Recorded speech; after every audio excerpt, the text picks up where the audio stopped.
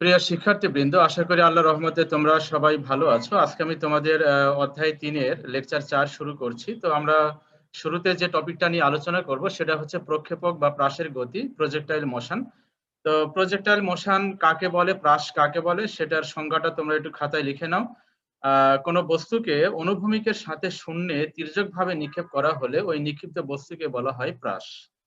প্রাসের সংজ্ঞা আমি কি বললাম? কোনো বস্তুকে অনুভূমিকের সাথে শূন্যে তির্যকভাবে নিক্ষেপ করা হলে ওই নিক্ষিপ্ত বস্তুকে বলা হয় প্রাস।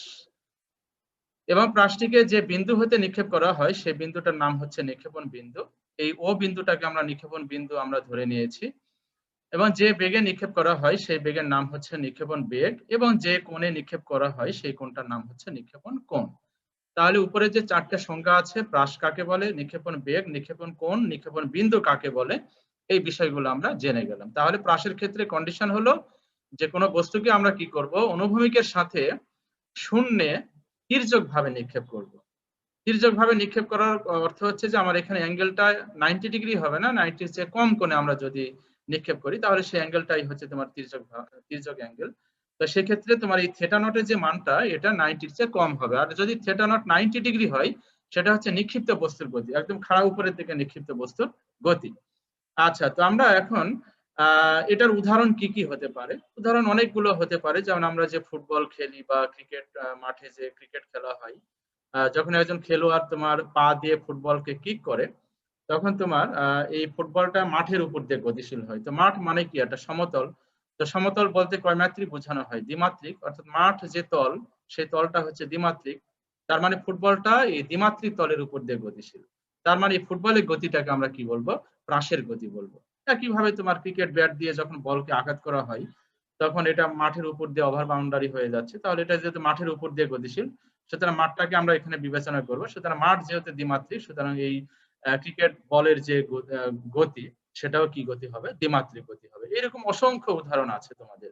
আচ্ছা, এখন এই প্রাসের গতির ক্ষেত্রে দেখো আমি এখানে একটা ডাইমেনশন কল্পনা করেছি। যেহেতু দ্বিমাত্রিক তো আমরা দুইটা ডাইমেনশন কল্পনা করেছি, একটা হচ্ছে এক্স আর এই পাশে আমি নিয়েছি তোমার ওয়াই। তুমি অন্য ডাইমেনশনও নিতে পারো কিন্তু সেটা দ্বিমাত্রিক নিবে। তো সাধারণত এক্স ওয়াইটা বেশি ব্যবহৃত হয়। এখন আমরা এই যে ও বিন্দু হতে একটা বস্তুকে তোমার থেটা নট কোণে ভি নট বেগে নিক্ষেপ করা হলো। এখানে যে বেগে নিক্ষেপ করা হচ্ছে সেই বেগটা হচ্ছে ভি নট। তো ভি নটটা দেখানোর জন্য এই ও বিন্দু হতে এই বক্ররেখার উপরে স্পর্শক ড্রয়িং করতে হবে। কেননা বক্ররেখা তোমার এই বস্তুটা এই পথ পরিভ্রমণ করে আবার এই যে ডি বিন্দুতে ফিরে আসে। তো প্রাসের গতির ক্ষেত্রে যেহেতু তুমি এই বস্তুটাকে ভি নট বেগে থেটা নট কোণে নিক্ষেপ করছো, নট কেন নেওয়া হচ্ছে? এই যে ভি এর নিচে নট আবার শূন্যর নিচে নট, এটা দ্বারা বোঝানো হচ্ছে যে মূল বিন্দু থেকে তোমরা এটা নিক্ষেপ করছো। তো মূল বিন্দুকে যেহেতু আমরা ও দিয়ে প্রকাশ করেছি এই জন্য এটাকে অ্যাঙ্গেলটাকে বলা হচ্ছে থেটা নট আর নিক্ষেপণ বেগটাকে বলা হচ্ছে ভি নট। আচ্ছা, তো শুরুতে যেহেতু তুমি অ্যাঙ্গেলে নিক্ষেপ করেছো তাহলে এই বেগটা দুইটা উপাংশে বিভাজিত হবে। যেহেতু এটা দ্বিমাত্রিক তার মানে শুরুতে নিক্ষেপণ বিন্দুতে এই বেগের দুটো উপাংশ তৈরি হবে। একটা আনুভূমিক উপাংশ V X naught that is equal to V naught cos theta naught, আর উলম্ব উপাংশটা হচ্ছে V not sine theta naught. উপাংশ কিভাবে লিখতে হয় সেগুলো তো আমাদের জানা আছে। লম্ব উপাংশ বলতে বোঝানো হয় যে আনুভূমিক উপাংশ সবসময় কজ অ্যাঙ্গেল হবে আর উলম্ব উপাংশ সাইন অ্যাঙ্গেল হবে। তাহলে আমার এখানে ভি নট কার সাথে? থেটা নট অ্যাঙ্গেল তৈরি করেছে এক্স অক্ষের সাথে। সুতরাং এই ভি নটের মূল বিন্দুতে আনুভূমিক বরাবর উপাংশ হবে V not cos theta naught আর উলম্ব বরাবর উপাংশ হবে V not sine theta naught. আচ্ছা, তাহলে এই দুটা জিনিস সবসময় মনে রাখতে হবে। নিক্ষেপের বিন্দুতে বেগের দুটো উপাংশ তৈরি হয়ে গেল, একটা V not cos theta naught আনুভূমিক বরাবর আর একটা হচ্ছে V not sine theta naught উলম্ব বরাবর। আচ্ছা, এবারে প্রাসের গতির ক্ষেত্রে তুমি শুরুতে একটা বল প্রয়োগ করে তুমি এটাকে নিক্ষেপ করেছো, এরপরে কিন্তু তোমার বলের আর ক্রিয়া নাই এবং বাতাসের যে বাধা বা অন্যান্য যে বলের উপস্থিতি আছে এই বলগুলোকে আমরা নগণ্য বিবেচনা করি। কেননা তোমার এই বলের উপরে বাতাস যে বল প্রয়োগ করবে বা অন্যান্য যদি কোনো বল থেকে থাকে সেই বলের পরিমাণ অত্যন্ত নগণ্য, যার জন্য প্রাসের গতির ক্ষেত্রে বাতাসের বাধা বা অন্যান্য বলের উপস্থিতি অগ্রাহ্য করা হয়, বাদ দেওয়া হয়। তাহলে প্রশ্ন হচ্ছে যে তাহলে প্রাসটি কোন বলের কারণে এই পথ পরিবহন করে আবার ডিতে আসে? উত্তর হচ্ছে এটা যেহেতু শূন্যে ভাসমান থেকে এই গতিটা সম্পন্ন হচ্ছে সুতরাং শূন্যে ভাসমান থাকাকালীন তার উপরে যে বলটা কাজ করছে এই ক্ষেত্রে যেহেতু অন্যান্য বলকে আমরা অগ্রাহ্য করছি সুতরাং এখানে অভিকর্ষ বলের কারণে এই গতিটা সম্পন্ন হচ্ছে। তো অভিকর্ষ বল মানে আমরা কি জানি? এটা F equal to M G, M into G, অর্থাৎ এই বস্তুটা যে বস্তুটাকে তুমি নিক্ষেপ করেছো সেটাকে বলা হচ্ছে প্রাস। সেই বস্তুর ভরকে যদি জি দিয়ে গুণ করা হয় তাহলে আমরা অভিকর্ষ বল পেয়ে যাব। এবং এই অভিকর্ষ বলের ডিরেকশন হচ্ছে সবসময় উলম্ব বরাবর কাজ করে এবং এটা খাড়া নিচের দিকে কাজ করে। কিন্তু তুমি বস্তুটাকে উপরের দিকে নিক্ষেপ করছো, খেয়াল করো, উপরের দিকে নিক্ষেপ করছো, যার জন্য তোমার এই বস্তুটার ক্ষেত্রে উলম্ব একটা ত্বরণ আছে, তো ভার্টিক্যাল বরাবর তোমার এই ত্বরণটা কাজ করবে। তো সেই ত্বরণটাকে আমরা এখানে নামকরণ করেছি A Y that is equal to minus V. A Y দ্বারা বোঝানো হচ্ছে উলম্ব বরাবর সেই ত্বরণটা, অর্থাৎ ওয়াই অ্যাক্সিস বরাবর। এবং এখানে কেন মাইনাস ইউজ করা হলো, কারণটা হচ্ছে যে তুমি নিক্ষেপণ, এই যে মূল বিন্দু হতে, নিক্ষেপণ বিন্দু হতে এই বস্তুটাকে উপরের দিকে তুমি নিক্ষেপ করেছো, অর্থাৎ অভিকর্ষ বলের বিরুদ্ধে নিক্ষেপ করেছো। এই জন্য তোমার এই ত্বরণটাকে মাইনাস জি বিবেচনা করা হয়। আচ্ছা, এখন আনুভূমিক ত্বরণ নাই কেন, তার ব্যাখ্যাটা হচ্ছে যেহেতু শুধু অভিকর্ষ বলের কারণে এই গতিটা সম্পন্ন হচ্ছে, তো অভিকর্ষ বলের ক্ষেত্রে শুধু কোন ত্বরণ কাজ করে, অভিকর্ষ ত্বরণ কাজ করে। আচ্ছা, তো এখন অভিকর্ষ ত্বরণ কাজ করলে আমি একটু তোমাদের আনমিউট করি, দেখি তোমরা বুঝতে পারতেছো কিনা। আচ্ছা, তোমরা কি আমাকে শুনতে পাচ্ছ? হ্যাঁ স্যার, শোনা যাচ্ছে। আচ্ছা, এখন বলো তো এ ওয়াই যে মাইনাস জি হয়েছে, এটা কি ক্লিয়ার হয়েছে সবাই? যেখানে শব্দ হয় সেখানে মিউট করে রাখবে। জি স্যার। আচ্ছা, এখন এক্স কেন জিরো তার ব্যাখ্যাটা দেখো। ধরো আমরা ধরে নিলাম যে কোনো একটা মুহূর্তে এই বস্তুটা ধরো বি তে অবস্থান করছে, আমরা ধরে নিলাম। আচ্ছা, বলো তো বি তে অবস্থান করলে এই ক্ষেত্রে ত্বরণ কোন দিকে কাজ করবে? খাড়া নিচের দিকে, তাই না? এই ত্বরণটা কোন দিকে কাজ করবে? খাড়া নিচের দিকে। তাহলে আমরা নিচের দিকে জি ত্বরণটা আমরা ইন্ডিকেট করলাম। আচ্ছা, এখন এক্স অক্ষ বরাবর মানে কি আসলে? এই যে তোমার এক্স অক্ষ বরাবর মানে তোমার এখানে একটা স্পর্শক ড্রয়িং করতে হবে। তো এখানে যদি স্পর্শক ড্রয়িং করা হয়, তাহলে এই স্পর্শকের সাথে জি কত অ্যাঙ্গেল তৈরি করেছে বলো তো? এখানে কত অ্যাঙ্গেল তৈরি করছে? 90 ডিগ্রি। 90 ডিগ্রি। তাহলে এই এক্স অক্ষ বরাবর জি এর উপাংশ কত হচ্ছে? জি cos 90 ডিগ্রি। তো জি cos 90 ডিগ্রি মানে কত? শূন্য। জিরো। ক্লিয়ার সবাই? জি cos 90 মানে কত? জিরো। তার মানে এক্স অক্ষ বরাবর প্রাসের কোনো ত্বরণ নাই। কেন নাই তার ব্যাখ্যাটা দিয়ে দিলাম। কেননা বস্তু যে পয়েন্টে অবস্থান করুক না কেন, সকল ক্ষেত্রে জি খাড়া নিচের দিকে কাজ করবে। আর তুমি যদি এক্স অক্ষ বরাবর তুমি ওখানে স্পর্শক ড্রয়িং করো, তাহলে সেটা এক্স অক্ষের সাথে 90 অ্যাঙ্গেল তৈরি করবে ওই স্পর্শকের সাথে। তো ওই স্পর্শক বরাবর জি এর উপাংশ হবে জি cos 90। তো জি cos 90 হলে কত হয়ে যাবে? সেটা শূন্য হয়ে যাবে। তার মানে আনুভূমিক বরাবর কোনো ত্বরণ নাই। তাহলে প্রাসের ত্বরণ কয় মাত্রিক? দ্বিমাত্রিক না একমাত্রিক?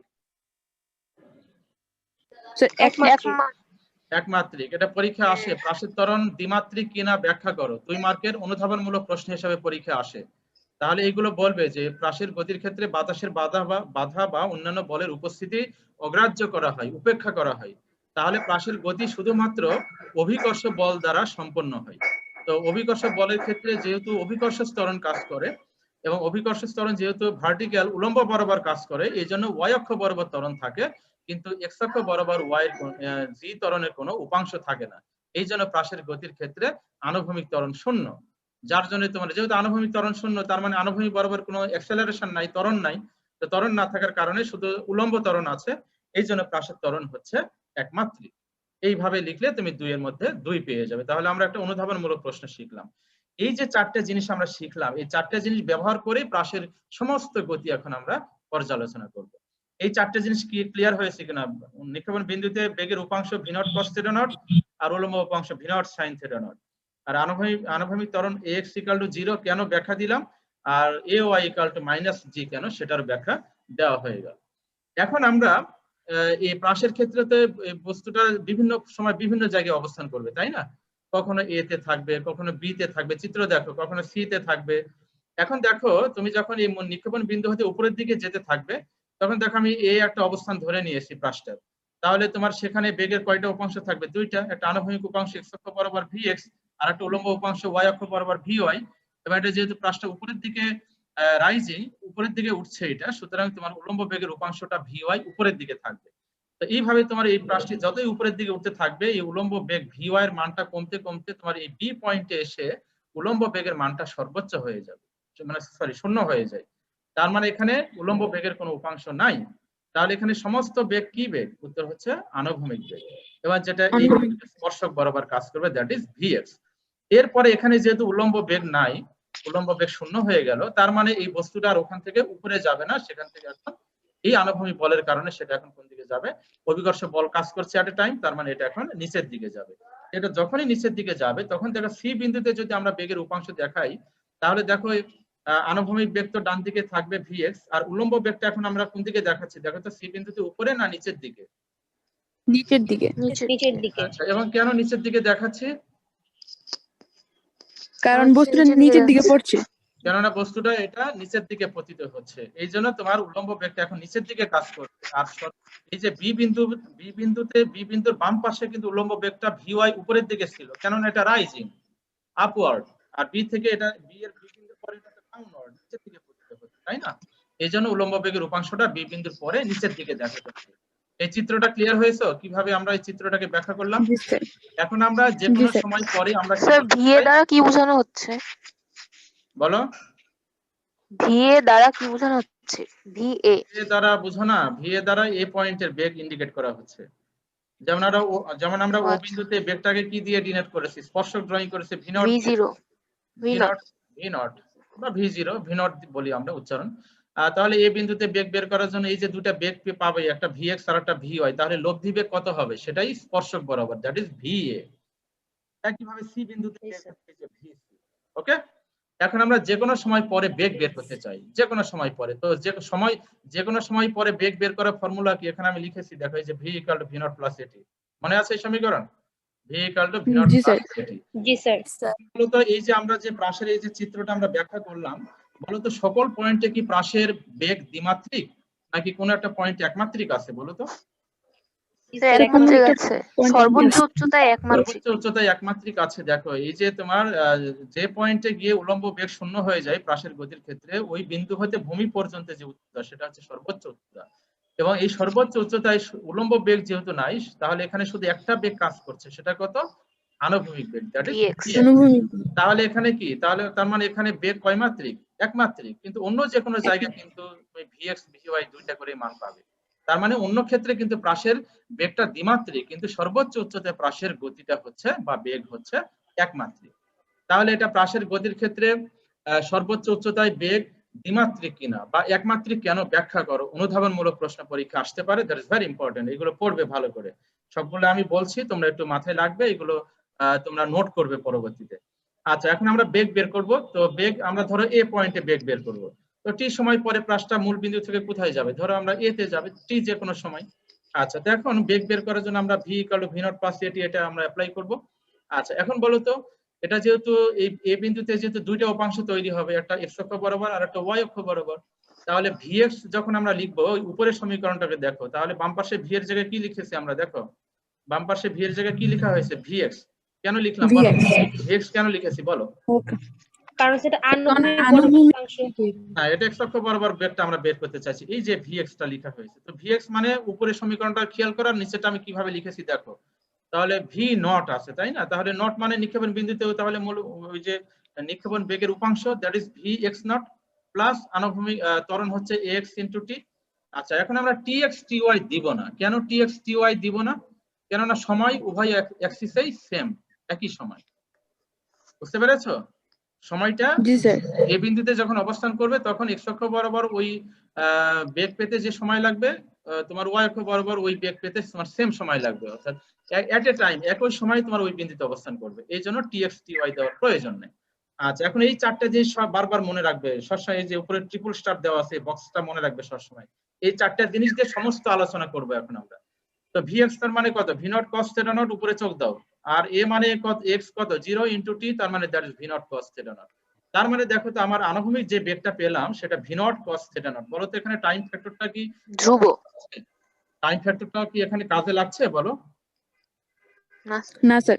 আচ্ছা, তাহলে আমরা কি বলতে পারি? তাহলে প্রাসের গতির ক্ষেত্রে আনুভূমিক বেগ, তুমি এই যে প্রাসটাকে যে নিক্ষেপ করলে ভি নট বেগে থিটা নট কোণে, সেটা তো একটা নির্দিষ্ট প্রাসের ক্ষেত্রে কনস্ট্যান্ট। তার মানে আনুভূমিক বেগ এই প্রাসের গতিপথের সকল পয়েন্টে কি থাকবে? একই থাকবে, সমান। এটাই থাকবে। তার মানে আনুভূমিক বরাবর প্রাসটা তাহলে কিভাবে গতিশীল বলো? সরলরৈখিকভাবে। সমবেগে গতিশীল। এই জন্য তার বেগ বনাম সময় লেখচিত্র দেখো ডান দিকে দিয়ে দিয়েছি আমি। ক্লিয়ার কিনা দেখো। তাহলে প্রাসের গতির ক্ষেত্রে আনুভূমিক বেগ সময়ের সাথে অপরিবর্তিত থাকে বা ধ্রুব থাকে কেন? ব্যাখ্যা করো। বা প্রাসের গতির ক্ষেত্রে আনুভূমিক বেগ সময়ের উপরে নির্ভর করে না কেন? ব্যাখ্যা করো। অনুধাবনমূলক প্রশ্ন। তাহলে তোমরা বলবে যে প্রাসের গতির ক্ষেত্রে বাতাসের বাধা বা অন্যান্য বলের উপস্থিতি অগ্রাহ্য করা হয়, ফলে প্রাসের গতি শুধুমাত্র অভিকর্ষ বলের ক্রিয়ায় সম্পন্ন হয়। তো অভিকর্ষ বলের ক্ষেত্রে যেহেতু অভিকর্ষ ত্বরণ কাজ করে, তো যেহেতু এক্স অক্ষ বরাবর অভিকর্ষ ত্বরণের কোনো উপাংশ নাই, এই জন্য তোমার এই সমীকরণটা তখন লিখবে vx equal to vx naught plus axt that is equal to তো অভিকর্ষ ত্বরণ না থাকার কারণে এক্স টা কত হয়ে যাচ্ছে, 0 হয়ে যাচ্ছে। তো এটা ত্বরণটা 0 হবার কারণে কিন্তু টাইমটা, এই টাইম রাশিটা ইউজলেস হয়ে যাচ্ছে, ভ্যালুলেস হয়ে যাচ্ছে, কেননা এই 0 সাথে টি গুণ করলে আলটিমেট কত হয়ে যাচ্ছে, 0 হয়ে যাচ্ছে।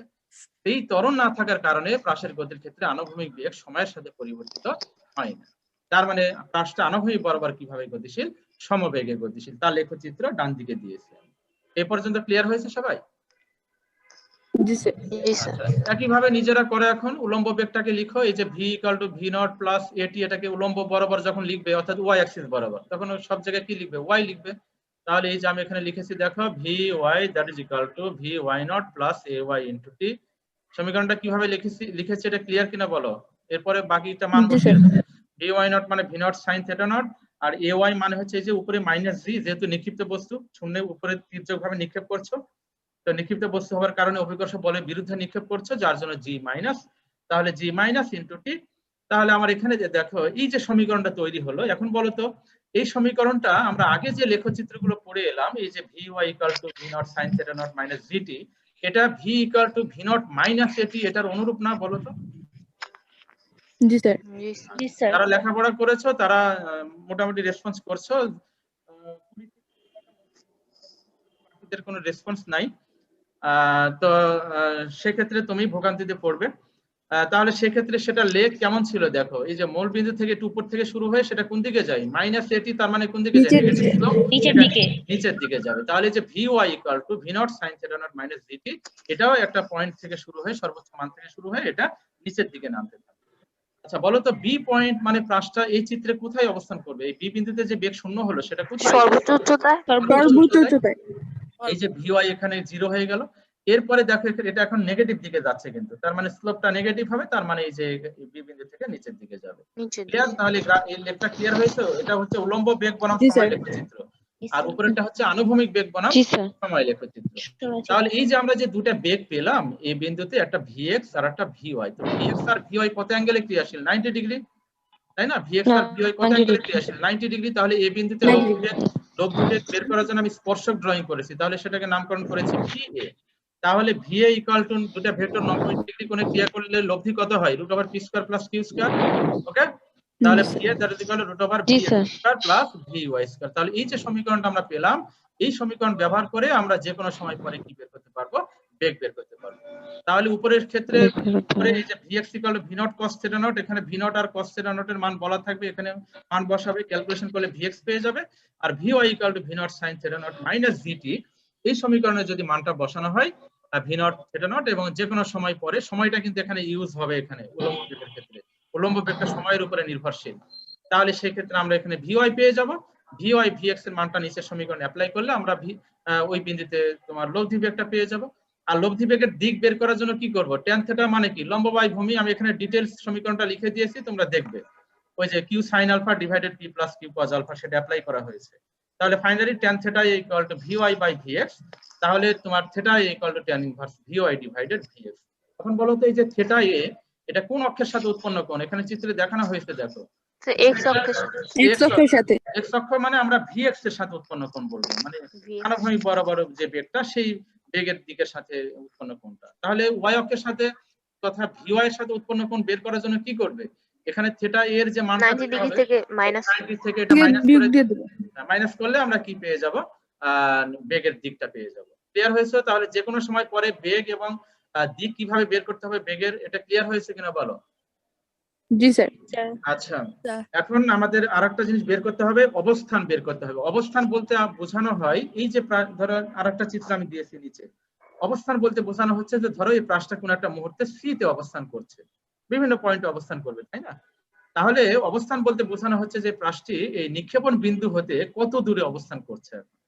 তো বলো তো চিত্রে, বলো তো নিক্ষেপণ বিন্দু হতে এই প্রাসটি কত দূরত্বে অবস্থান করছে এখন? আর দূরত্বে। আর দূরত্বে।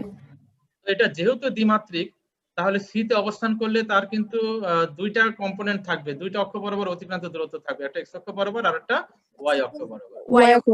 সেটা বের করার জন্য তুমি সি বিন্দু থেকে উভয় অক্ষে লম্ব টেনে দাও। তো উভয় অক্ষে লম্ব টানা হলে আমরা এখানে লম্ব টেনে দিয়েছি, দিলে তোমার এই যে ও থেকে ই যে দূরত্ব সেটা এক্স এক্স দূরত্ব আনুভূমিক বরাবর অতিক্রান্ত দূরত্ব, আর সি থেকে ই যে দূরত্ব সেটা কি ওয়াই অক্ষ বরাবর অতিক্রান্ত দূরত্ব, তাই না? সেটাকে আমরা নামকরণ করেছি ওয়াই। তাহলে এক্স আর ওয়াই এর মান বের করতে পারলে আমরা কার মান পেয়ে যাব? আর এর মানটা পেয়ে যাব। আর এর মান এস এর মান। আচ্ছা, তো দূরত্ব বের করার ফর্মুলা কি? আমি এখানে লিখে দিয়েছি এই যে S equal to V naught t plus half A T square. এই সমীকরণটাকে যখন তুমি লিখবে এক্স অক্ষ বরাবর দূরত্ব লিখবে, তখন এস এর জায়গায় কি লিখবে বলো? এই যে নিচে লিখে দিয়েছি আমি, এস এর জায়গায় কি লিখতে হবে? এক্স। এস এর জায়গায় যেহেতু আনুভূমিক দূরত্ব বের করছি, তাহলে এস এর জায়গায় আমরা এক্স লিখবো। তাহলে এই যে দেখো এস এর জায়গায় এক্স, আর বাকিটা কি ভি নট এর জায়গায় কি লিখবে? ভি এক্স নট, আর সময় টি, Vx যেকোনো সময় টি আমরা ধরে নিয়েছি, প্লাস হাফ এ এক্স টি স্কয়ার। এবারে ভি এক্স নট মানে কত? ওই চারটা জিনিস কিন্তু বারবার মনে রাখতে হবে, এই চারটাই জিনিসই আসল, এরপরে আর নতুন কোনো জ্ঞান নাই, এইগুলো ব্যবহৃত হবে চারটা জিনিস। তো ভি এক্স নট মানে কত? V not cos theta not into t. আর এক্স মানে কত? 0। তো এক্স 0 হওয়ার কারণে তোমরা টোটাল টার্মটা কি হয়ে যাবে? নাই হয়ে যাবে, বাদ হয়ে যাবে, 0 আনুভূমিকরণ নাই। তাহলে এক্স ইকুয়াল টু কত পেলাম? V naught cos theta not into টি, এটা এক নং সমীকরণ। একই ভাবে তোমার এই এস এর পরিবর্তে ওয়াই অক্ষ বরাবর দূরত্ব যখন বের করবে তখন ওয়াই লিখবে। তাহলে y equal to v Y not t plus half a y t square. এবারে তুমি ওখানে কম্পোনেন্ট গুলো অ্যাপ্লাই করো, তাহলে অ্যাপ্লাই করলে কত হবে? V not sine theta naught, V Y naught মানে V not sine theta not, আর এ ওয়াই মানে কত? মাইনাস ভি, যার জন্য কিন্তু এখানে মাইনাস এসছে। তো y ইকুয়াল টু এটাকে একটা সমীকরণ নাম্বার দেওয়া হলো, সমীকরণ নাম্বার 2। এখন দেখো এই যে কোনো সময় পরে অবস্থান বের করতে চাইলে উপরের সমীকরণে ভি নট থিটা নট আর টি অ্যাপ্লাই করবে, তাহলে এক্স এর মান পেয়ে যাবে, আর নিচের সমীকরণটার মান বসানো হলে ওয়াই এর মান পেয়ে যাবে। তো এক্স আর ওয়াই যদি আমরা পেয়ে যাই, তাহলে পিথাগোরাস অ্যাপ্লাই করলে কি আমরা আর পেয়ে যাব না? R equal to root over X square plus Y square. Okay, তাহলে এই যে দেখো অবস্থান আমরা পেয়ে গেলাম R equal to root over X square plus Y square. X আর ওয়াই এর মানটা আমরা উপরের সমীকরণ থেকে বের করব, ওই যে 1 নং আর 2 নং সমীকরণ ব্যবহার করে। আর দিক বের করার জন্য কি করবে? সেটা ইকুয়াল টু মানে অবস্থানের দিক, এটা হচ্ছে আগে যেটা বের করলাম সেটা বেগের দিক, আর এটা হচ্ছে অবস্থানের দিক। অবস্থানের দিক বলতে বোঝানো হচ্ছে যে এই যে পৃষ্ঠ যখন সি তে অবস্থান করবে তখন এক্স অক্ষের সাথে কত অ্যাঙ্গেল অবস্থান করবে আর ওয়াই অক্ষের সাথে কত অ্যাঙ্গেল অবস্থান করবে। ওকে, তাহলে সেটা বের করার জন্য ওই যে শর্টকাট ফর্মুলাটা আমরা ইউজ করব, theta equal two tan inverse লম্ব বাই ভূমি। লম্ব মানে কি? ওয়াই অ্যাক্সিস বরাবর যে মানটা সেটা কত? এই যে এই 2 নং সমীকরণ ব্যবহার করে যে ওয়াই এর মানটা পাবো সেটা, আর 1 নং সমীকরণ ব্যবহার করে যে মান পাবো x, সেটা হচ্ছে ভূমি।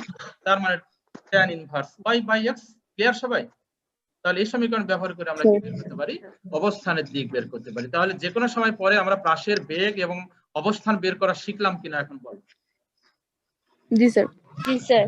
এবারে আমরা আরেকটা জিনিস পড়বো, এই পাশের এই গতিপথের নামটা কি? এই যে পাশটা যে পথ পরিভ্রমণ করে এখানে এলো, তাহলে এই পথের একটা নাম আছে, তাই না? এই নামটা বের করার জন্য আমরা এখন কি করছি দেখো, বলো তো এই 1 নং সমীকরণ থেকে প্যারাবোলা। না x equal to v not cos theta not into t, এখান থেকে t সমান কি লিখতে পারি? x by v not cos theta naught. তাহলে 1 নং সমীকরণ থেকে দেখো আমরা t এর মানটা বের করে নিলাম, t equal to x by v not cos theta naught. সেটা আবার 2 নং সমীকরণে অ্যাপ্লাই করা হচ্ছে, এই y এর সমীকরণে অ্যাপ্লাই করা হলে আমরা ফাইনালি এটা হচ্ছে তোমার V naught sine theta not আগে থেকে ছিল, আর এখানে x এর মানটা অ্যাপ্লাই, t এর মানটা অ্যাপ্লাই করা হলো মাইনাস হাফ জি, এরপরে t এর মানটা অ্যাপ্লাই করে স্কয়ার করা হয়েছে, যেহেতু এখানে হাফ জি টি স্কয়ার আছে 2 নং সমীকরণে, তাই না? এই জন্য এটার উপরে স্কয়ার হয়ে যাবে। তো স্কয়ার হয়ে গেলে দেখো এখন এখানে কিছু জিনিস কাটাকাটি হচ্ছে, দেখো এই ভি নট আর এই ভি নট কি হবে? কাটাকাটি হবে, তাই না? তাহলে sine theta naught by cos theta naught মানে কি হবে? Tan theta naught. Okay, tan theta naught. তাহলে আর x x থেকে গেল, তাহলে x tan theta not minus half g x square divided 2 v naught square cos square theta naught. এই সমীকরণটাকে ট্রিপল স্টার দিয়ে রেখেছি। এই সমীকরণ ব্যবহার করে আমরা অঙ্ক করব। যেমন কোন একটা বস্তুকে একটা বেগে একটা কোণে নিক্ষেপ করা হলো, তো ধরো সামনে একটা দেওয়াল আছে, ওই দেওয়ালকে কত উচ্চতায় আঘাত করবে? উচ্চতা মানে কি? উচ্চতা বলতে কি মানে y অক্ষ বরাবর, Y অক্ষ বরাবর। y অক্ষ বরাবর দূরত্ব। তাহলে সেই y এর মানটা বের করার জন্য, অর্থাৎ দেওয়ালটিকে কত উচ্চতায় নিক্ষেপ করবে সেটা বের করার জন্য আমরা এই সমীকরণটা ইউজ করব। আগামী দিনে আমরা অঙ্ক করব, আজকে আমরা অঙ্ক করতে পারবো না, আজকে আমরা থিওরিটিক্যাল জ্ঞানগুলো আগে অর্জন করে নিই। তাহলে এই সমীকরণটা ট্রিপল স্টার দেওয়া আছে, এইগুলো মনে রাখতে হবে। আচ্ছা, এখন এই যে tan থিটা নট তো কনস্ট্যান্ট, সেটাকে আমরা নামকরণ করেছি a, আর v divided 2 v naught square cos square theta naught সেটাকে আমরা নামকরণ করেছি b। তার মানে এই পাশের গতিপথে এই a আর b হচ্ছে দুটো কনস্ট্যান্ট। এটা যেহেতু থিটা নট একটা কনস্ট্যান্ট, তুমি একটা পাশকে যে নিক্ষেপ করেছো তার অ্যাঙ্গেল তো কনস্ট্যান্ট, তাই না? এটা নির্দিষ্ট পাশের ক্ষেত্রে ভি নট কনস্ট্যান্ট, সুতরাং a আর b হচ্ছে দুটো ধ্রুবক। এখন তাহলে ফাইনালি আমরা পেয়ে যাচ্ছি y equal to ax minus bx square. তো তোমরা কি জানো যে y equal to ax minus bx square এটা কি কার সমীকরণ? এটা গণিতে দেখবে, প্যারাবোলা। পরাবৃত্ত। এটা হচ্ছে পরাবৃত্তের সমীকরণ। পরাবৃত্তের ইংলিশ হচ্ছে প্যারাবোলা। ওকে, তাহলে আমরা এই পাশের গতি অ্যানালাইসিস করে যেহেতু আমরা পেলাম এটা y = ax - bx স্কয়ার, সুতরাং এটা যেহেতু পরাবৃত্তের সমীকরণ, তাহলে পাশের গতিপথের নাম কি বলো? পরাবৃত্ত। পরাবৃত্ত। এমসিকিউ পরীক্ষা প্রশ্ন আসে, পাশের গতিপথ নিচের কোনটি? বৃত্ত, উপবৃত্ত, অধিবৃত্ত, পরাবৃত্ত? উত্তর হচ্ছে পরাবৃত্ত। মনে রাখবে, পাশের গতি হচ্ছে গতিপথটার নাম হচ্ছে কি? পরাবৃত্ত। ইংলিশে কি বলা হয়? প্যারাবোলা। প্যারাবোলা লিখে দিয়েছি আমি। এই তাহলে মোটামুটি পাশের গতির নাম কি সেই বিষয়গুলো আমরা জেনে গেলাম। এবার আমরা পাশ সম্পর্কিত কিছু রাশি আমরা শিখতে হবে এখানে আমাদের। সেটা হচ্ছে যে পাশটা সর্বাধিক উচ্চতায় ওঠার সময়। বলতো এই চিত্র থেকে বলতো সর্বাধিক উচ্চতায় ওঠার সময় বলতে অ্যাকচুয়ালি কোন সময়টাকে ইন্ডিকেট করা হচ্ছে? এই যে নিক্ষেপণ বিন্দু ও থেকে যে পয়েন্টে গিয়ে উল্লম্ব বেগটা শূন্য হয়ে যায়, এই যে এই পয়েন্টে, এই যে পয়েন্টে উল্লম্ব বেগ শূন্য হয়ে যায় সেই বিন্দু হতে ভূমি পর্যন্ত যে উচ্চতা সেটাই কি সর্বোচ্চ উচ্চতা। তাহলে এই নিক্ষেপণ বিন্দু হতে এই যে পয়েন্টে উল্লম্ব বেগ শূন্য হবে এই পয়েন্টে যেতে কত সময় লাগবে সেটা বের করতে বলা হচ্ছে। আচ্ছা, তো সেটা বের করার জন্য তাহলে আমরা ওই যে উল্লম্ব বরাবর বেগের যে সমীকরণ সেটা আমরা অ্যাপ্লাই করব। Vy = Vy0 plus Ay * t। তো Vy কত? সর্বোচ্চ উচ্চতায় শেষ বেগ কত হয়ে যায়? 0 হয়ে যায়। আর Vy0 মানে v0 sin θ0 মাইনাস Ay মানে হচ্ছে -g। আর এখানে ম্যাক্সিমাম হাইটে যে ওঠার যেহেতু সময় বের করতে চাচ্ছ এই জন্য এটাকে সময়টাকে tm দিয়ে প্রকাশ করা হয়েছে। এই m দ্বারা বোঝানো হচ্ছে ম্যাক্সিমাম হাইট। হ্যাঁ, এখানে যে mটা লেখা হয়েছে সেটা দ্বারা বোঝানো হচ্ছে ম্যাক্সিমাম হাইটে ওঠার সময়। ওকে, তাহলে tm = কত পেয়ে যাচ্ছি আমরা? v0 sin θ0/g। v0 sin θ। দেখো ক্লিয়ার হয়েছে কিনা? tm = v0 sin θ0 divided g। এখন দেখো একটা জিনিসের সাথে আমি একটু কোরিলেট করব। লাস্ট ক্লাসে যেটা আমরা পড়েছিলাম আগের ক্লাসে, সেটা হচ্ছে বলতো নিক্ষিপ্ত বস্তুর ক্ষেত্রে তো আমরা একটা বস্তুকে খাড়া উপরের দিকে নিক্ষেপ করি, তাই না? তো খাড়া উপরের দিকে নিক্ষেপ করলে সেটা আনুভূমিকের সাথে কত অ্যাঙ্গেল তৈরি করে বলো? 90 ডিগ্রি। 90 ডিগ্রি। তো এই জায়গায় যদি তোমার sin 90 ডিগ্রি মানটা অ্যাপ্লাই করা হয় তাহলে এটা কি 1 হয়ে যায় না? 1 তাহলে দেখো ওই হবে। নিক্ষিপ্ত বস্তুর ক্ষেত্রে সর্বোচ্চ উচ্চতায় ওঠার সময় কত ছিল? v0/g ছিল না? জি স্যার। তাহলে দেখো কোরিলেট করতে পেরেছো কিনা যে নিক্ষিপ্ত বস্তুর ক্ষেত্রে খাড়া উপরের দিকে নিক্ষিপ্ত বস্তুর ক্ষেত্রে অ্যাঙ্গেলটা 90 ডিগ্রি হয়, এই জন্য ওখানে সাইন টার্মটা আসে না, কেননা sin 90 মানে তো 1। সুতরাং ওখানে সময়টা আমরা পেয়েছিলাম v0/g। আর এই ক্ষেত্রে কিন্তু অ্যাঙ্গেল তো 90 না, তাই না? 90 এর চেয়ে কম অ্যাঙ্গেল, তার মানে আমার সাইন অনুপাতটা থাকবে। তাহলে সে কত সময় সেটা বের করার জন্য আমরা এই সমীকরণটা ইউজ করব। ক্লিয়ার হয়েছে কিনা বলো? নিক্ষিপ্ত বস্তু খাড়া উপরের দিকে নিক্ষিপ্ত বস্তু আর পাশের গতির মধ্যে পার্থক্য ক্লিয়ার হয়েছে সবাই? জি স্যার। আচ্ছা, এবারে সর্বোচ্চ উচ্চতা কত এই উচ্চতাটা আমরা বের করব। এই ম্যাক্সিমাম হাইটটা কত হবে? এই ম্যাক্সিমাম হাইট সেটা বের করার জন্য দেখো আমরা নিচের টপিকে চলে যাই। আবারও চিত্রটা আমি দিয়েছি, কষ্ট করে আবারও ড্রয়িং করেছি। এটা হচ্ছে সর্বোচ্চ উচ্চতা, সর্বোচ্চ উচ্চতাকে আমরা ক্যাপিটাল H নামকরণ করেছি। তাহলে সেই ক্ষেত্রে আমরা ওই যে বেগের যে সমীকরণ সেটা আমরা লিখলাম v² = Vy0² + 2ay। যেহেতু উল্লম্ব বরাবর দূরত্ব এই জন্য আমরা এটাকে s এর পরিবর্তে আমরা কি লিখেছি? আচ্ছা, এটা তাহলে y অক্ষ বরাবর সমীকরণটা লেখা হলো। ওকে, এখন শেষ বেগ কত হয় বলো তো? সর্বোচ্চ উচ্চতার শেষ বেগ কত? 0। তাহলে 0² আর Vy0 আমি আবারও বলছি ওই যে চারটা যে সমীকরণ বক্স করে লিখেছিলাম একদম শুরুতে, ওই চারটা জিনিসই মনে রাখতে হবে। ওই চারটা জিনিসই, আর বাকি নতুন কোনো কনসেপ্ট নাই। নতুন কনসেপ্ট হচ্ছে যে এটার মধ্যে যে ফিজিক্স আছে সেগুলো আমি তো ব্যাখ্যা করে দিচ্ছি, কিন্তু ওই চারটা জিনিস ম্যাথমেটিক্স করার জন্য সবসময় মাথায় রাখতে হবে। তো Vy0 মানে কত? v0 sin θ0 তার উপরে স্কয়ার করতে হবে, তাহলে v0² sin² θ0। আর ay মানে -g। আর y এর পরিবর্তে এখন আমরা এটাকে কি নামকরণ করব? ম্যাক্সিমাম হাইটটাকে আমরা ক্যাপিটাল H নামকরণ করেছি, এই জন্য আমরা y এর পরিবর্তে h লিখেছি। তাহলে h = কত হবে? v0² sin² θ0/2g। এবারে যদি নিক্ষিপ্ত বস্তুর সাথে তুমি খাড়া উপরের দিকে নিক্ষিপ্ত বস্তুর সাথে যদি এটা কোরিলেট করো তাহলে কি হচ্ছে বলো? Angle 90 degree. খাড়া উপরের দিকে নিক্ষিপ্ত বস্তুর ক্ষেত্রে তো sin 90 ডিগ্রি মানে কত? 1, তার মানে হচ্ছে v0²/2g। দেখো ওটার সাথে মিল পাচ্ছ? যে ওই সমীকরণটা কিন্তু আমরা আগে পেয়েছিলাম v0²/2g। দেখো ভেরি ইন্টারেস্টিং, এগুলো মনে রাখতে হবে। আচ্ছা, এটাই হচ্ছে সর্বোচ্চ উচ্চতা। তাহলে এই সমীকরণ ব্যবহার করে আমরা সর্বোচ্চ উচ্চতা পেয়ে যাব। এবারে আমরা উড্ডয়ন কাল, বিচরণ কাল, ভ্রমণ কাল, টাইম অফ ফ্লাইট যেটা বলা হয়, বা কত সময় শূন্যে ভাসমান থাকবে, সেটা হচ্ছে যে নিক্ষেপের মুহূর্ত হতে ভূমিতে পড়ার আগ মুহূর্ত পর্যন্ত যে সময়, এই সময়টাই হচ্ছে তার বিচরণ কাল। তো বিচরণ কাল সময়টা আমরা ওই যে উল্লম্ব যে দূরত্বটা সেটা দিয়ে আমরা বের করব। y = অনেক ভাবে বের করা যায়, এটা দিয়ে আমরা বের করতে পারি। y = Vy0t + half ayt²। তো বলো তো নিক্ষেপের মুহূর্তে হাইট কত? উল্লম্ব বরাবর দূরত্ব কত? 0। আর যখন ডি বিন্দুতে পতিত হবে সেই পতিত হওয়ার আগ মুহূর্তেও আমরা হাইট কত ধরবো? 0। তার মানে আমার Zero. y দুইটা সময় শূন্য হচ্ছে, তাই না? একবার নিক্ষেপের মুহূর্তে ও বিন্দুতে আর একটা ডি বিন্দুতে। আচ্ছা, তাহলে আমরা y এর পরিবর্তে কত লিখলাম? 0 লিখলাম। আর বাকি মানগুলো vy নট মানে v naught sin θ naught into t minus half gt square. আর বিচরণকালকে আমরা কি নামকরণ করেছি সময়? Capital T. এই যে ক্যাপিটাল টি, T. বিচরণকাল সময়টা হচ্ছে ক্যাপিটাল টি। তাহলে এখানে সময়ের পরিবর্তে ছোট হাতের টি এর পরিবর্তে আমরা কি লিখবো? Capital T. এবারে ক্যাপিটাল টি কমন নিয়ে নাও, উৎপাদকে বিশ্লেষণ করো। তো ক্যাপিটাল টি কমন নিলে এটা তৈরি হচ্ছে, তাহলে আমরা টি ইকুয়াল টু একবার 0 পাচ্ছি, আর একবার দেখো টি ইকুয়াল টু একবার 0। এটা কোন সময়টা ইন্ডিকেট করছে বলো তো? নিক্ষেপণের সময়। আর একটা আমরা T equal to 2 v naught sin θ naught by G. তো এখন বলো তো টি ইকুয়াল টু যে 0, সেটা সেই পয়েন্টে কিন্তু হাইট 0 ছিল যে ও বিন্দুতে, তাহলে ওটা কি বিচরণকাল হবে? না স্যার। না স্যার। ওটা কিন্তু বিচরণকাল না। তাহলে এই যে নিচের যে সমীকরণটা আমরা পাচ্ছি 2t equal to 2 v naught sin θ naught divided 3, এইটাকে বলা হচ্ছে তোমার বিচরণকাল। এবং এই সময়ে তোমার ডি তে এসে তার হাইট কত হয়? 0 হয়ে যায়। এই জন্য এই সময়টা হচ্ছে বিচরণকাল। স্যার এবারে এটাকে তো t সমান সমান 2tm লেখা যায়। কি বলছো? স্যার এটাকে তো সমান সমান 2tm লেখা যায়, কারণ tm এর মান হচ্ছে v naught sin θ naught by g। তো সেক্ষেত্রে ও যেটা বলতে চাচ্ছে, ওই যে আমরা উপরে যে সর্বোচ্চ উচ্চতা ওঠার সময় বের করেছি টিএম, তো সেটা তো V not sine theta naught by G, তাই না? তার দ্বিগুণ হয়ে গেছে, দেখো এটার দ্বিগুণ হয়ে যাচ্ছে। তোমরা কি দেখতে পাচ্ছ? জি স্যার। আচ্ছা, তাহলে ওটার দ্বিগুণ হয়ে যাচ্ছে, তাই না? এই জন্য ও বলছে যে টি ইকুয়াল টু 2tm, সেটাও লেখা যায়। এবার এই ক্ষেত্রে খাড়া উপরের দিকে নিক্ষিপ্ত বস্তু হলে কি হবে? তাহলে অ্যাঙ্গেল 90, তাহলে sin 90 মানে কত? 1। তার মানে আমরা বিচরণকাল পেয়েছিলাম, দেখো T equal to 2 v naught by G. Clear হয়েছে সবাই?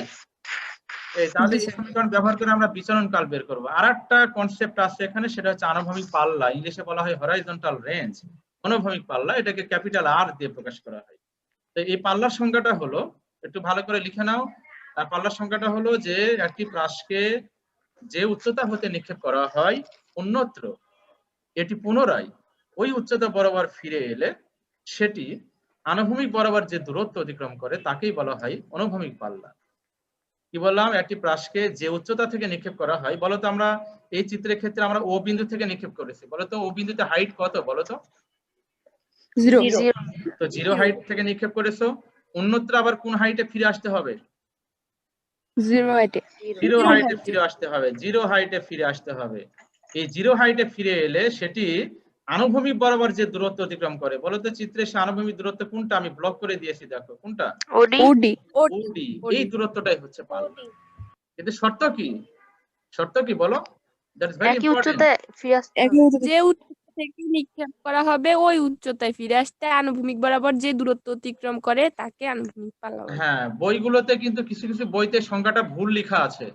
এই সংজ্ঞাটার মধ্যে অবশ্যই এটা লিখবে, পরীক্ষা আসে 1 মার্কের জন্য। তোমরা লিখো যে একটি বস্তুকে যে উচ্চতা থেকে নিক্ষেপ করা হয় এটি অন্যত্র, অন্য কোনো একটা জায়গায় অন্যত্র পুনরায় ওই উচ্চতা বরাবর ফিরে এলে সেটি আনুভূমিক বরাবর যে দূরত্ব অতিক্রম করে তাকেই বলা হয় অনুভূমিক পাল্লা। ওকে, তাহলে আমরা যেখানে 0 হাইট থেকে নিক্ষেপ করেছি, কোথায় আসতে হবে? 0 হাইটে আসতে হবে, এই ডি পয়েন্টে আসতে হবে, এটাই 0 হাইট। তাহলে এই যে ওডি যে দূরত্ব সেটাই হচ্ছে পাল্লা। তাহলে এই আনুভূমিক দূরত্ব যেটা, অর্থাৎ এক্স এর যে মান, সেটাই হচ্ছে পাল্লা। নরমালি আমরা এখানে আনুভূমিক পাল্লাকে কি দিয়ে প্রকাশ করছি? আমরা এখানে আর দিয়ে, তাই না? আর দিয়ে প্রকাশ করছি। তাহলে আমরা আচ্ছা, এখন বলো তো আনুভূমিক দূরত্ব বের করতে চাচ্ছি, তো বলো তো প্রাসটা আনুভূমিক বরাবর কিভাবে গতিশীল বলো তো? সমবেগে গতিশীল না সমবেগে গতিশীল? সমবেগ। সমবেগে। সমবেগে গতিশীল। তো সমবেগের ক্ষেত্রে অতিক্রান্ত দূরত্ব নির্ণয়ের ফর্মুলা কি? s = vt। খেয়াল করো, s = vt। দেখো ওডি বা ওডিও লিখতে পারো, এক্স ও লিখতে পারো, আর সেটাকে আমরা ক্যাপিটাল আর দিয়ে প্রকাশ করছি, তাহলে ক্যাপিটাল আর লিখবো। তাহলে আনুভূমিক বেগ এই যে vx0 * t, তুমি এখানে vx ও লিখতে পারো, কেননা vx0 মানেও v নট cos θ নট, আর vx মানেও তো যে কোনো পয়েন্টে v নট cos θ নট, তাই না? আর এই টি বলতে তোমার এই বিচরণকাল সময় তো তোমার এই মূল বিন্দু থেকে টোটাল পথ পরিবহন করে ডি তে আসবে, তাই না? আসার পরে না এই দূরত্বটা তুমি পাবে। তাহলে টোটাল এই পথ পরিবহন করে আসার যে সময়, সেটা কি সময়? যে কোনো সময় না বিচরণকাল সময়? বিচরণকাল সময়। বিচরণকাল সময়। এই জন্য এখানে ক্যাপিটাল টি দিয়ে গুণ করতে হবে। ক্লিয়ার হয়েছে সবাই? তাহলে এই যে vx0 মানে কত? v নট cos θ নট, আনুভূমিক বেগের উপাংশটা। আর ক্যাপিটাল টি মানে এই যে বিচরণকাল 2 v naught sin θ naught by G. এই v নট আর v নট গুণ হলে কত হবে? v naught square. আর এখানে একটা সূত্র অ্যাপ্লাই হচ্ছে 2 sin θ cos θ। বলো তো 2 sin θ cos θ এর একটা ফর্মুলা আমরা জানি ত্রিকোণমিতিতে, sin 2 θ। sin 2 theta. sin 2 θ। তাহলে আমরা ফাইনালি দেখো বের করতে পারছি পাল্লা r equal to v naught square sin 2 θ naught divided g। এবার এই পাল্লাটা, আচ্ছা এখন বলো তো এই খাড়া উপরের দিকে নিক্ষিপ্ত বস্তুর ক্ষেত্রে আনুভূমিক দূরত্ব আমরা পাই না কেন? তার কারণটা কি বলো? তো এক্স অক্ষ বরাবর যায় না তো। কারণ সাইনের মান থাকে, থিটার মান থাকে 90 ডিগ্রি, আর সাইন 90 ডিগ্রির সাথে 2 গুণ করলে সাইন 180 ডিগ্রির মান হচ্ছে 0। ভেরি গুড, কে বলেছো? সাবরিনা আফরোজ। সাবরিনা আফরোজ, অনেক ভালো, ধন্যবাদ তোমাকে। তার মানে আমার এখানে এটা 0 হয়ে যায়, তার মানে আর 0। তার বলতে তো আনুভূমিক দূরত্ব বোঝানো হয়। তার মানে খাড়া উপরের দিকে নিক্ষিপ্ত বস্তুর ক্ষেত্রে যেহেতু অ্যাঙ্গেল 90 ডিগ্রি, এই জন্য তারা আনুভূমিক বরাবর কোনো দূরত্ব অতিক্রম করে না। তাহলে তারা কোন দূরত্ব অতিক্রম করে? শুধু ভার্টিক্যাল, উল্লম্ব দূরত্ব অতিক্রম করে। ওকে, এটা কিন্তু অনুধাবনমূলক একটা প্রশ্ন। খাড়া উপরের দিকে নিক্ষিপ্ত বস্তুর ক্ষেত্রে এই বস্তুগুলো আনুভূমিক দূরত্ব অতিক্রম করে না কেন? তাহলে এই সমীকরণ দিয়ে ব্যাখ্যা করবে। আচ্ছা, এখন সর্বাধিক পাল্লা কত হবে, মানে এই আনুভূমিক বরাবর কত দূরত্ব অতিক্রম করবে একটা নির্দিষ্ট প্রাসের ক্ষেত্রে, নির্দিষ্ট বেগে নিক্ষেপের ক্ষেত্রে, সেটার একটা কন্ডিশন আছে। কন্ডিশন হচ্ছে যে সাইন থিটার মান যদি সর্বোচ্চ হয় তাহলে আমার পাল্লাটা কি হবে? সর্বোচ্চ হবে। তো সাইন থিটার সর্বোচ্চ মান কত বলো তো? 1। সাইন থিটার সর্বোচ্চ মান কত? সাইন থিটার সর্বোচ্চ মান হচ্ছে 1। তাহলে যে sine 2 theta naught equal to 1, তাহলে এই 1টা এখানে লেখা হলো। তাহলে সাইন 2 থিটা নট এর পরিবর্তে 1 লিখলে r ইকুয়াল টু কত হবে? v naught square by g। এটা হচ্ছে সর্বোচ্চ পাল্লা। ওকে, আচ্ছা, তাহলে এখানে sine 2 theta naught equal to 1, তাহলে sine 2 theta naught equal to 1 মানে কত? Sine 90 degree. তো সাইন সাইন কাটাকাটি হয় 2 theta naught equal to 90 degree, তাহলে থিটা নট ইকুয়াল টু আমরা পেয়ে যাচ্ছি 45 ডিগ্রি। তাহলে আমরা আনুভূমিক পাল্লা অর্থাৎ আনুভূমিক বরাবর দূরত্ব ম্যাক্সিমাম কখন পাবো বলো? যখন যখন নিক্ষিপ্ত কোণ 45 ডিগ্রি হবে। কোণে নিক্ষেপ করব। যখন একটি প্রাসকে 45 ডিগ্রি করে নিক্ষেপ করা হবে তখন পাল্লাটা কি হবে? ম্যাক্সিমাম হবে। তার মানে পাল্লা ম্যাক্সিমাম সর্বাধিক পাওয়ার জন্য আমাকে আনুভূমিকের সাথে ওই বস্তুটাকে 45 ডিগ্রি করে নিক্ষেপ করতে হবে। এটা এমসিকিউ প্রশ্ন পরীক্ষা আসে। আর সর্বোচ্চ পাল্লা বের করার ফর্মুলা হচ্ছে যে নিচে যে ফর্মুলাটা আমরা লিখেছি সেই ফর্মুলাটা। ওকে, এই তো মোটামুটি আজকে আমরা যে থিওরি গুলো পড়লাম, এই থিওরি গুলো ব্যবহার করে আমরা আগামী ক্লাসে অঙ্ক করব। আগামী ক্লাসে বেশ কিছু আমরা বোর্ডের প্রশ্ন সলিউশন করব। বিভিন্ন বোর্ডে যে প্রশ্নগুলো এসছে পরীক্ষায় এই প্রাস থেকে কিন্তু প্রশ্ন আসে, দ্যাট ইজ ভেরি ইম্পর্টেন্ট। আমরা যে থিওরি গুলো পড়লাম, এই থিওরি গুলো যে সমীকরণগুলো, এই সমীকরণগুলো তোমরা একটু মনে রাখবে। এই সমীকরণগুলো ব্যবহার করে আমরা আগামী ক্লাসে প্রশ্ন করব, তোমার সৃজনশীল প্রশ্নগুলো আমরা সলিউশন করব। তো সবাই ভালো থেকো, সুস্থ থেকো, নিরাপদে থেকো। আর আরেকটা জিনিস আমি তোমাদের আবারও